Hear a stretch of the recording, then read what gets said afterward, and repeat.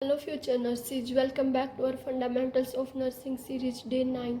आज हम कवर करने वाले मेडिसिन एडमिनिस्ट्रेशन, जो हर नर्स के लिए बहुत इंपॉर्टेंट होता है। आपको पता है मेडिसिन का सही तरीके से एडमिनिस्ट्रेशन पेशेंट की सेफ्टी के लिए कितना ज़रूरी है।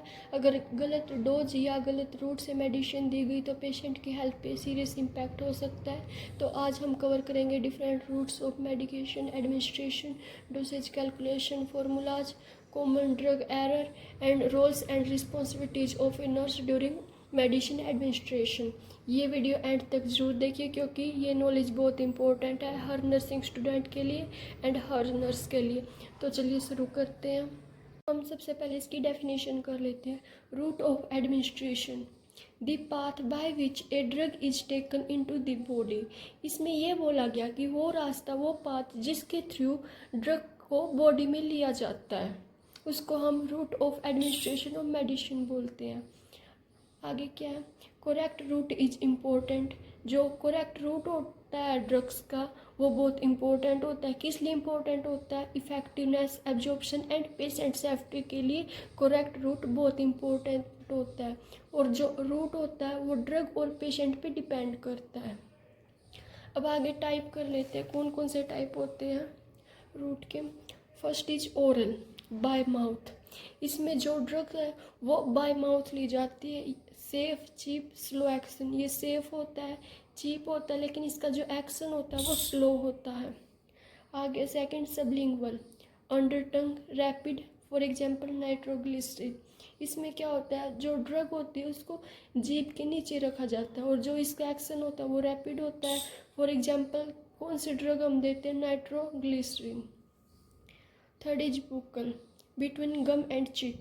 इसमें जो ड्रग होती है वो गम और चिक के बीच में रखी जाती है, एब्जॉर्ब डायरेक्टली, और जो ये डायरेक्टली एब्जॉर्ब करवाई जाती है। फिर है इंट्राडर्मल, नाम से ही पता लग रहा है इसमें डर्मिस लेयर का यूज होगा। इंटू डर्मिस लेयर, इसमें जो इंजेक्शन होता है, जो ड्रग होती है वो इंजेक्शन के थ्रू डर्मिस लेयर में दी जाती है, इंजेक्ट की जाती है।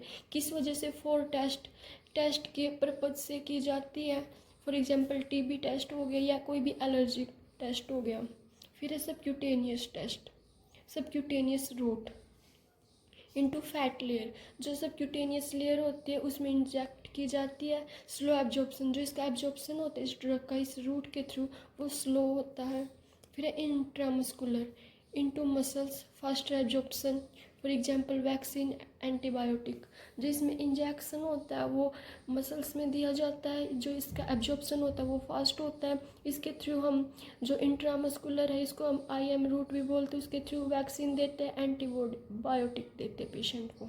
फिर है इंट्रावेनस, जिसको हम IV भी बोलते हैं। इनटू वेन, ये हम डायरेक्टली वेन में देते हैं। इमीडिएट इफेक्ट, इसका बहुत जल्दी इफेक्ट दिखने लगता है, हाई रिस्क होता है। फिर है topical, apply to skin, local effect. ये लोकल इफेक्ट के लिए होता है, ये स्किन पे अप्लाई किया जाता है। आगे है transdermal, skin patches, slow continuous release. For example nicotine patch.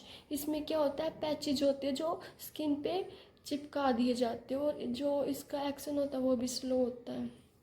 Inhalation, through lungs, rapid. इसमें क्या होता है, इनहेल करवाया जाता है, इनहेलेशन के थ्रू मेडिसिन दी जाती है लंग्स के थ्रू। इसका ये रैपिड होती है और ये किसको दी जाती है? फॉर एग्जांपल अस्थमा पेशेंट हो गए। फिर आगे है रेक्टल, इसमें हम कौन कौन सी मेडिसिन देते हैं? एनिमा हो गया, यूजफुल इन वोमिटिंग या अनकॉन्शियस पेशेंट के लिए बहुत यूजफुल होता है। रेक्टल रूट होता है उसके थ्रू हम एनिमा देते हैं। फिर है वजाइनल, इसमें है क्रीम, एंटीफंगल या कॉन्ट्रासेप्टिव मेथड के लिए ये यूज किया जाता है, वजाइनल रूट। आगे है a medication is a drug. जो मेडिकेशन होती है वो एक ड्रग होती है which is administered for its therapeutic effect on the body, जो कि हमारी बॉडी में या पेशेंट की बॉडी में एडमिनिस्टर की जाती है। किस लिए की जाती है? ताकि उसका थेरेप्यूटिक इफेक्ट है वो पेशेंट को मिल सके, इसलिए ड्रग को एडमिनिस्टर किया जाता है बॉडी में। इसके आगे क्या क्या पर्पज है, किस पर्पज से हम पेशेंट को मेडिसिन देते हैं? टू ट्रीट और क्योर डिजीज। अगर पेशेंट को कोई भी डिजीज है उसको ट्रीट करने के लिए, उसको क्योर करने के लिए। To prevent disease, for example vaccine, किसी भी इंडिविजुअल को डिजीज से प्रिवेंट करने के लिए उसके लिए वैक्सीन देते हैं। टू डायग्नोस द डिजीज को डायग्नोज करने के लिए, for example dyes like barium is administered intravenously for radiological examination. जो रेडियोलॉजिकल एग्जामिनेशन होता है उसमें बैरियम डाई दी जाती है ताकि हम उसको डायग्नोस कर सके डिजीज को। अब आगे चलते हैं। फिर आगे है ड्रग कैलकुलेशन फार्मूला, जो कि बहुत इम्पोर्टेंट है और सबसे ज़्यादा ये इम्पोर्टेंट है।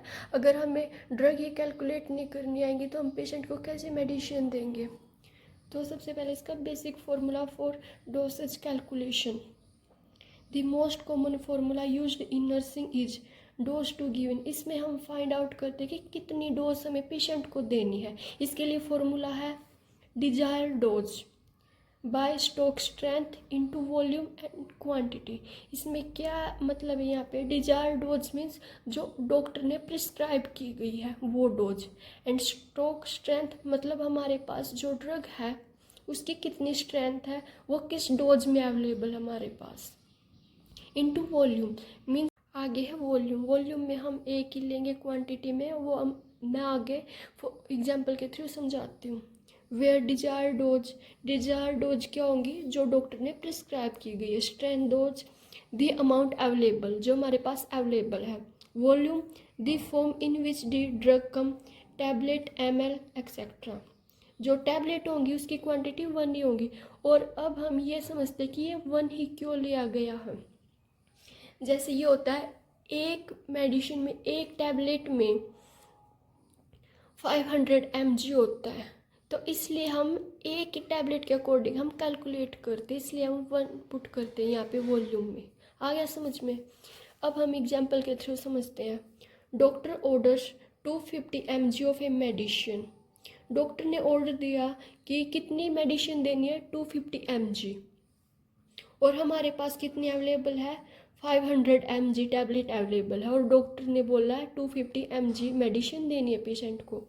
Then how much tablet should you give, तो कितनी मेडिसिन हमें देनी होंगी। तो हम यही फाइंड आउट निकालेंगे कि कितनी मेडिसिन हमें देनी है, कितनी डोज देनी है। डोज टू गिव, तो हम पुट करेंगे जो डॉक्टर ने प्रिस्क्राइब किया गया है डिजायर डोज में, तो हम पुट करेंगे 250 बाय स्टॉक स्ट्रेंथ जो हमने पढ़ा था वो हमारे पास कितना 500 mg इंटू 1, तो इसमें क्या आ गया 0.5 tablet. 0.5 tablet means half tablet, तो हम पेशेंट को हाफ टैबलेट देंगे। ठीक है, इस तरह हम डोज कैलकुलेट करते हैं। अब सेकेंड एग्जाम्पल देख लेते हैं लिक्विड के लिए। Doctor orders 100 mg of medicine. Doctor ने ऑर्डर दिया है कि 100 mg मेडिसिन देनी है पेशेंट को, और हमारे पास कितने अवेलेबल है 50 mg पर 5 ml। मीन्स वो तो जब हम टैबलेट में पढ़ते हैं तो वो एक टैबलेट में मीन्स 50 mg हो गया, 100 mg हो गया, लेकिन यहाँ 5 ml में 50 mg है। आ गया समझ में, यहाँ 5 ml सिरप में 50 mg है। तो how many ml to give, तो हमें कितना ml देना होगा, तो हम डोज कैलकुलेट करेंगे। तो हम जो डॉक्टर ने ऑर्डर दिया है वो हम सबसे ऊपर रखेंगे डिजायर डोज में। बाय स्टॉक स्ट्रेंथ, हमारे पास कितना स्टॉक स्ट्रेंथ है 50 mg, और कितनी क्वांटिटी में, कितनी वॉल्यूम में, जैसे हमने वहाँ टैबलेट का 1 लिखा था ऐसे ही हम यहाँ पे 5 लिखेंगे, क्योंकि ये 5 ml में इतनी डोज है, तो हमने 5 लिख दिया। और तो हम इसको आगे सोल्व करके 10 ml मीन्स हम 10 ml पेशेंट को देंगे सिरप। आगे यहाँ तक समझ में। अब आगे चलते हैं। आगे है पीडियाट्रिक डोज कैलकुलेशन, जो कि छोटे बच्चों का होता है। इसमें क्या होता है, dose equal to weight of child kg into dose per kg। हम अब आगे देखेंगे ये फॉर्मूला होता है। For example child weight is 12 kg, doctor prescribe 10 mg per kg of medicine, how much to give. तो इसमें क्या बोला गया, जो छोटे बच्चों का मेडिसिन देते हैं वो ऐसे होते हैं कि पर kg दी जाती है। कि 1 kg के अकॉर्डिंग कितनी डोज होंगी। तो हम उसको कैसे कैलकुलेट करेंगे kg के अकॉर्डिंग। तो सबसे पहले हमें बच्चे का वेट पता होना चाहिए, ठीक है। और अब एग्जाम्पल के थ्रू हम समझ रहे हैं कि जो चाइल्ड का वेट है वो 12 kg है और डॉक्टर ने कितना प्रिस्क्राइब किया गया है 10 mg पर kg। तो हम फॉर्मूले में पुट करेंगे डोज कितनी होंगी। सबसे पहले बच्चे का वेट इंटू डोज पर केजी, तो 12 kg वेट है और डोज है 10, तो कितना हो गया 120 mg। अगर हमारे पास इस डोज में अवेलेबल है तो ठीक है, नहीं हम जो हमने पीछे फॉर्मूला किया उसके अकॉर्डिंग हम आगे डोज निकाल लेंगे कि कितनी टैबलेट या सिरप देना आगे। तब आगे है जो थर्ड फॉर्मूला है आईवी ड्रिप कैलकुलेशन। जो हम आईवी थेरेपी देते हैं पेशेंट को उसके लिए भी ड्रिप कैलकुलेशन होता है जो कि ड्रॉप फैक्टर के अकॉर्डिंग होता है। हम सबसे पहले इसका फॉर्मूला देखते हैं। फ्लो रेट ड्रॉप पर मिनट, जो फ्लो रेट होता है वो ड्रॉप पर मिनट होता है। इसका क्या फॉर्मूला है वॉल्यूम, जो वॉल्यूम होगी वो ml में होगा, मतलब मीन्स जो लिक्विड होगा वो ml में होगा। ड्रॉप फैक्टर मीन्स ड्रॉप पर मिनट। ये जो आईवी सेट होता है उसका फिक्स होता है। टाइम को हम मिनट में कैलकुलेट करेंगे where drop factor is equal to number of drop in 1 ml। Drop factor होता है 1 ml में कितनी ड्रॉप बनती है। यूजुअली ऑन आईवी सेट में कितनी होती है 10, 15, 20, 60 ड्रॉप पर ml। मीन्स जो ड्रॉप फैक्टर होता है वो ये होता है कि 1 ml में कितनी ड्रॉप बनती है। टाइम होता है इन्फ्यूजन टाइम इन मिनट, ये तो आप समझ ही गए होंगे। हम इसको एग्जाम्पल के थ्रू समझते हैं। You have 500 ml of saline to be infused in 4 hour. इसमें क्या बोला गया है कि जो हमें सलाइन है वो 500 ml इन्फ्यूज करनी है कितने टाइम में 4 आवर्स में यूजिंग 20 ड्रॉप पर मिनट सेट। मीन्स 1 ml में 20 ड्रॉप्स होनी चाहिए, मीन्स 1 मिनट में। तो what is the flow rate, तो फ्लो रेट कितना होगा। तो सबसे पहले कन्वर्ट हार्स टू मिनट। जो हार्स है उसको हम मिनट में कन्वर्ट करेंगे तो कितने हो गए हमारे पास 4 घंटे है तो 240 मिनट हो गई। अप्लाई फॉर्मूला फ्लो रेट, इसमें हम कितनी हमारे पास वॉल्यूम है 500 ml इंटू ड्रॉप फैक्टर जो कि हमारे पास 20 है एंड अपॉन टाइम। तो ये क्या हो गया लास्ट में हमारे पास आंसर आया 41.7 ड्रॉप पर मिनट। जो आईवी सेट होगा हम उसके थ्रू 1 मिनट में 42 ड्रॉप्स देंगे पेशेंट को। यहाँ तक समझ में आ गए होंगे, अब आगे चलते हैं। अगर कोई भी डाउट रहता है तो पूछ लेना मेरे से कमेंट। तो आगे हमारा टॉपिक है drug errors and nurses responsibilities. क्या क्या ड्रग एरर होते हैं और क्या क्या नर्स की रिस्पॉन्सिबिलिटीज होती है। तो हम सबसे पहले देखते हैं एरर होता क्या है।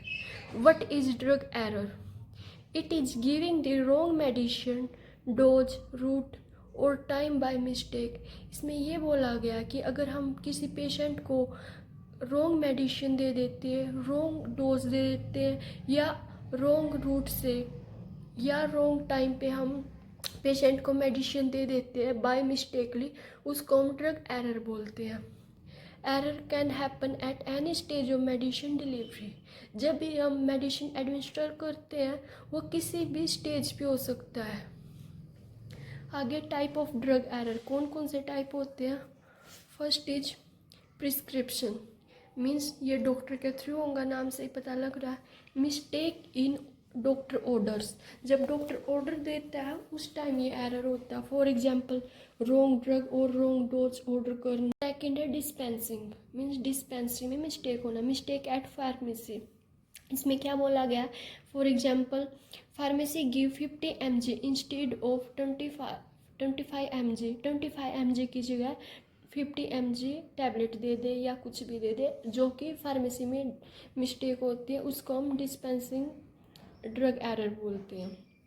थर्ड है administrative, mistake by nurse giving the drug, जो कि नर्स के थ्रू होती है जब ड्रग देती है पेशेंट को। रॉन्ग पेशेंट को मेडिसिन देना रॉन्ग रूट से या रॉन्ग टाइम पे। फिर है ओमिशन, मेडिसिन इज मिस्ड, जब मेडिसिन दी ना गई हो पेशेंट को। Nurses forget to give prescribe medicine. इसमें ये होता है कि जब कोई भी नर्स है वो किसी भी रीजन से पेशेंट को मेडिसिन देना भूल जाती है, उसको हम ओमिशन ड्रग एरर बोलते हैं। आगे है एक्स्ट्रा डोज, मीन्स नाम से पता लग रहा है एक्स्ट्रा डोज देना, गिविंग मोर देन प्रिस्क्रिप्शन। जितनी भी डॉक्टर ने प्रिस्क्राइब की गई है डोज उसे ज़्यादा दे देना। Administer 2 tablet instead of 1। फिर है डॉक्यूमेंटेशन, मीन्स डॉक्यूमेंटेशन में एरर हो जाना, रिकॉर्डिंग मिस्टेक, गलत रिकॉर्ड कर देना, जैसे राइटिंग रॉन्ग टाइम और डोज इन चार्ट। यहाँ तक समझ में आ रहा है सभी को? आगे है common cause of drug error. कौन कौन से वो कोज होते हैं जिसे ड्रग एरर होता है? फर्स्ट इज प्योर कम्युनिकेशन, अच्छे से कम्युनिकेशन ना हो पाना, अनक्लियर हैंड राइटिंग या वर्बल ऑर्डर मिसअंडरस्टूड, अच्छे से समझ ना पाना। फिर सेकंड है लुक अलाइक साउंड अलाइक, बहुत सारी मेडिसिन ऐसी होती है जो दिखने में सेम होती है या उनकी जो प्रोनाउंसिएशन होती है वो सेम होती है, इसलिए भी ड्रग एरर हो जाता है। फिर है कैलकुलेटिंग मिस्टेक, अच्छे से ड्रग डोसेज कैलकुलेट ना कर पाना। इनकरेक्ट एडमिनिस्ट्रेशन, रॉन्ग रूट और रॉन्ग पेशेंट को एडमिनिस्टर करना मेडिसिन। फटीक और डिस्ट्रैक्शन, फॉर एग्जांपल अगर कोई भी नर्सेज टायर्ड है या बिजी है तो अच्छे से मतलब मेडिसिन ना दे पाना, बार बार डिस्ट्रैक्शन होना। फिर है इनएडुकेट नॉलेज, अच्छे से नॉलेज ना पाना। अनफेमिलियर विद ड्रग और डोजेज, अगर उनको अच्छे से नॉलेज ही नहीं है तो वो पेशेंट को कैसे ड्रग एडमिनिस्टर करेंगी। अब हम आगे चलते हैं। Nurses responsibilities in preventing drug error, कौन कौन सी रिस्पॉन्सिबिलिटीज होती है बिफोर एडमिनिस्ट्रेशन? मेडिसिन को एडमिनिस्टर करने से पहले कौन कौन सी रिस्पॉन्सिबिलिटीज होती है एक नर्स की? सबसे पहले check prescription carefully, drug dose time, जो एक नर्स होती है उसको प्रिस्क्रिप्शन केयरफुली चेक करना चाहिए, जैसे कि ड्रग डोज टाइम। फिर second identify the patient using two identifier name plus number, patient को 2 बार अच्छे से आइडेंटिफाई करेंगे कि ये राइट पेशेंट है या नहीं।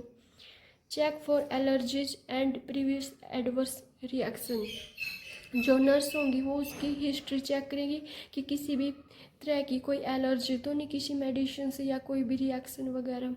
कैलकुलेट दी डोज केयरफुली, जो डोज है उसको केयरफुली कैलकुलेट करेंगी। Verify high risk medicine with another nurse if needed, जो हाई रिस्क मेडिसिन होती है उसको अच्छे से वेरीफाई करेंगी, अगर ज़रूरत पड़ने पर किसी दूसरे स्टाफ से भी कंफर्म करेंगी या वेरीफाई करेंगी। आगे ड्यूरिंग एडमिनिस्ट्रेशन क्या क्या रोल्स एंड रिस्पॉन्सिबिलिटीज़ रहती है? फॉलो दी 5 राइट रूल, ये जो 5 राइट रूल होते हैं उनको फॉलो करेंगी। कौन कौन से राइट होते हैं 5 right? First is right patient, सही पेशेंट, राइट ड्रग, जो सही मेडिसिन है उसको सिलेक्ट करना, राइट डोज, राइट रूट से मेडिसिन देना और राइट टाइम पे। Administration in quiet environment to avoid distraction, जब भी नर्स एडमिनिस्टर करेंगी तो क्वाइट इन्वायरमेंट होना चाहिए ताकि किसी भी प्रकार का कोई डिस्ट्रैक्शन ना हो।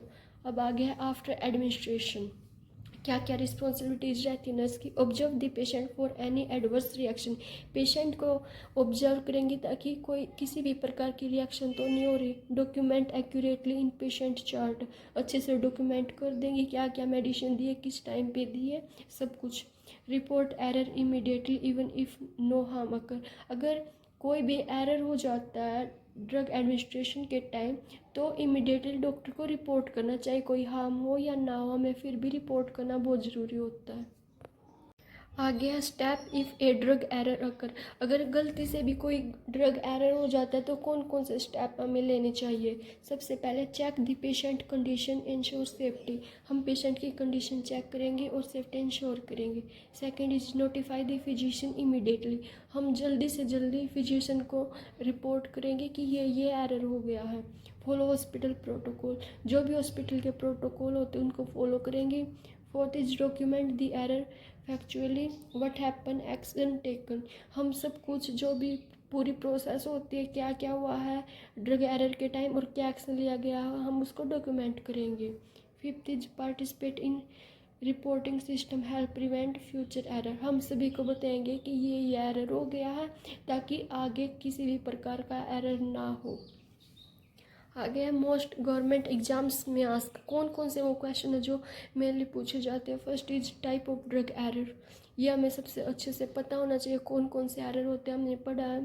प्रिस्क्रिप्शन एरर हो गया, डिस्पेंसिंग एरर हो गया, एडमिनिस्ट्रेशन एरर हो गया, ओमिशन, ये हमने सभी टाइप किए हैं। आगे 5 राइट ऑफ मेडिसिन एडमिनिस्ट्रेशन, कौन कौन से 5 टाइप होते हैं। Right patient, right dose, right drug, right time, ये हमने सभी किए हैं। आगे नर्सेज की रिस्पॉन्सिबिलिटीज क्या होती है अगर किसी भी तरह से ड्रग एरर हो जाता है। टू समराइज, मेडिकेशन एडमिनिस्ट्रेशन एक क्रिटिकल नर्सिंग स्किल है। 5 राइट्स फॉलो करने ज़रूरी है। रूट्स और डोजेज कैलकुलेशन सही करना सीखे। ड्रग एरर्स प्रिवेंट और रिपोर्ट करें। नर्स की रिस्पॉन्सिबिलिटीज हमेशा सही से परफॉर्म करें। ये था डे 9 का लेक्चर। अगर आपको ये वीडियो हेल्पफुल लगा तो लाइक शेयर और सब्सक्राइब करना मत भूलना, और मिलते कल के लेक्चर में डे 10 में।